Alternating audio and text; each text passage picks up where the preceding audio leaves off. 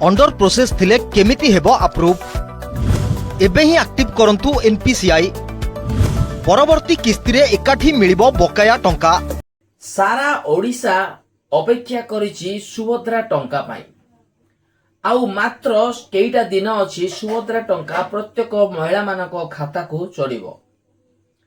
आज हेला 19 तारिख आउ जदि आमे हिसाब करिबा गले आउ केवल 7-8 दिन रहिला प्रत्येक महिला मानक खाता रे सुभद्रा टंका 5000 लाखा चढ़िबा को जाउछि।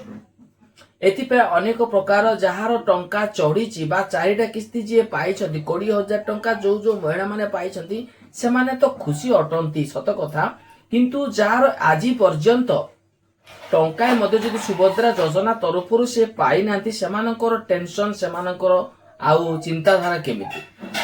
आज पर्यंत अनेक अनेक लोकंकर खाता पेंडिंग रे पड़िछि। सेमानकर जदि आमे चेकिंग करबा को गले सेठी कोहा जाउछि जे अंडर प्रोसेसिंग अछि, माने आज भी सेमानकर आउ अकाउंटटा सेमानकर जा सब सेमाने बायोडाटा देइछंती से सब आज पर्यंत कोन प्रोसेसिंग रे अछि। माने मोर कहिबार मु सरल भाषा रे कहया पई जाउछि तो आज पर्यंत जो मानको टोटाली टंकाटे पैसा मध्ये पाई नांती सेमानकर मध्ये कोन आज पर्यंत अंडर प्रोसेसिंग रे अछि कि। प्राय महिला माने जो माने कि 4-4टा किस्ती माने 20000 टंका लेखा पाई सारी छंती आ जो माने 20 पैसा मध्ये 20 टंका मध्ये पर्यंत पाई नांती सेमानकर कोन आउ कागज पत्र सेमानकर अकाउंट कोन एबे पर्यंत सेमानकर रिपोर्ट सेमानकर सब कोन अंडर प्रोसेसिंग रे लागि छि कि। ए सब विषय रे जानिबा को गले आउ तो रहिला 7-8 दिन रो कथा आज्ञा खाता रे टंका चढ़ी जिवो। तो जो माने तो पाई नांती माने सरकार रो नियम अनुसार टोटाली सेमाने 25000 टंका पाइबे बोली कोहा जाउछि। आउ जदि एबे भी जदि सेही 5 नंबर किस्ती रे जदि सेमाने पुणी बाद पड़ी जिवे तो कोन हबो देखा जाउ। भाबी नियंतु जदि एबे भी जदि जो माने के टंकाटे पैसा मध्ये ए पर्यंत पाई नाहंती सेमाने जदि एबे भी जदि से 25000 टंका पाइबा सत्वे जदि 25 पैसा मध्ये जदि सेमानको मिलिबनी तो सेमानकर आउ चिंताधारा सेमानकर आउ हालचाल सेमानकर मनोभाव केमिति हेबो भाबी देखंतु। मु आपनको टिके वीडियो रो प्रकृत विजुअल ऊपर को देखाइबा को चाहू। राज्य रे बे लक्ष लक्ष महिला एही गोटिए समस्या को नै चिंता रे गांठू सहर सबुठी गोटिए प्रश्न मोर अंडर प्रोसेस काहे की देखाउछि।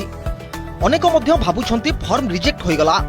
सरकारक सूचना अनुसार अंडर प्रोसेस रहिबार माने हला आपनक फॉर्म कदापि खारज होई नाही, बरं आपनक फाइल एबे पहुंची एक स्वतंत्र स्क्रीनिंग लेयर रे।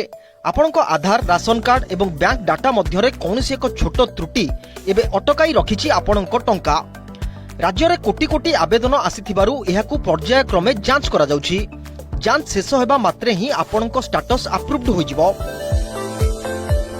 जदि आपण योग्य हिताधिकारी होइथिबे एवं केवल जांच पई आपनक टंका अटकी थिबो तेबे परवर्ती किस्ती बेले आपनकु मिलिबो डबल फायदा, अर्थात बकाया थिबा पूर्व किस्ती सहित परवर्ती किस्ती राशि एकाठी मिसाई सीधा सड़क आपनक खाता को ट्रांसफर करा जिवो।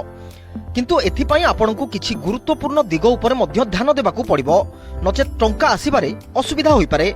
तेबे कोन सही गुरुत्वपूर्ण दिग गुडिक चलंतु जानिबा। अधिकांश अंडर प्रोसेस रहिबार मुख्य कारण हेउछि एनपीसीआई बा डीबीटी लिंक फेल्युअर।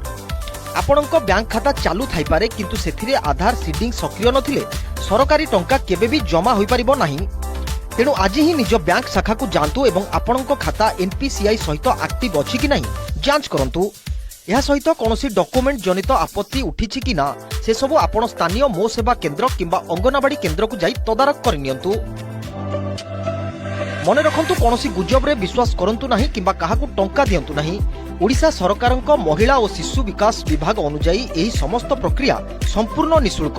सीधा सड़क सरकारी सहायता पाई सुभद्रा हेल्पलाइन नंबर 14678 रे कॉल करी मध्य आपण निज आवेदनर स्थिति बुझी परिबे।